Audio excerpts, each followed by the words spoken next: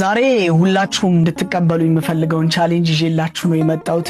እንግዲህ ያው አብይ ጾምን ልንቀበል ነው፣ ከዛ ጋር የተያዘ ነው። ሁላችሁም እንድትቀበሉ እንፈልጋለሁ። ብፁዕ አቡነ ጴጥሮስ ዶክተር የማትቆርብ ከሆነ ኦርቶዶክስ ነኝ አትበል የሚል በጣም ወርቃማ ንግግር አላቸውና ቸር የሆነው ጌታችን ኢየሱስ ክርስቶስም በነገራችን ላይ ያለ ተስፋ አልተወንም። ቤተክርስቲያን የተሰኘችን ሐኪም ቤትን፣ ካህናት የተሰኙ ሐኪሞችን፣ ንስሐ የተሰኘን ደግሞ ሕክምናን፣ ቅዱስ ቁርባን የተሰኘን መድኃኒት ሰጥቶናልና ቅዱስ ዮሐንስ አፈወርቅ እንደሚለን ነው ቤተክርስቲያን ልትፈርድብን ሳይሆን ልታክመን፣ ልታስረን ሳይሆን ከቤዛችን ከክርስቶስ አገናኝታን ነፃ ልታወጣን የተሰጠች ሐኪም ቤታችን ናት ይለናል። ለዛ ነው ቅዱስ ዮሐንስ አፈወርቅ ቤተክርስቲያንን ፍርድ ቤት አይደለችም ሐኪም ቤት ናት እያለ በተደጋጋሚ በድርሳኑ ላይ የሚገልጽልን። እንግዲህ በእግዚአብሔር ቸርነት የጾም ወቅታችንን ልንቀበል ነው። እግዚአብሔር ይመስገን ጥቂት ቀን ነው የቀረን። ጾሙን እንዴት ልትቀበሉ ልታስኬዱ አስባችኋል? እኔ በመግቢያ ላይ እንደነገርኳችሁ አንድ ቻሌንጅ አለኝ ብያችኋለሁ። ጾማችንን በጌታ ስጋና ደም እናሳልፍ የሚል ነው። ማለትም ጾም ሁሉ ወደ ቅዱስ ቁርባንና ንስሐ ካልመራን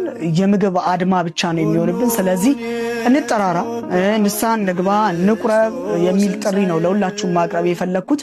በዚሁ አጋጣሚ ደግሞ ከቅዱስ ቁርባን ማትካፈሉበት ምክንያት ከሱስ የሚያርቃችሁ ነገር ምንድን ነው? በውስጥ ጻፉልኝ፣ እንወያይበት።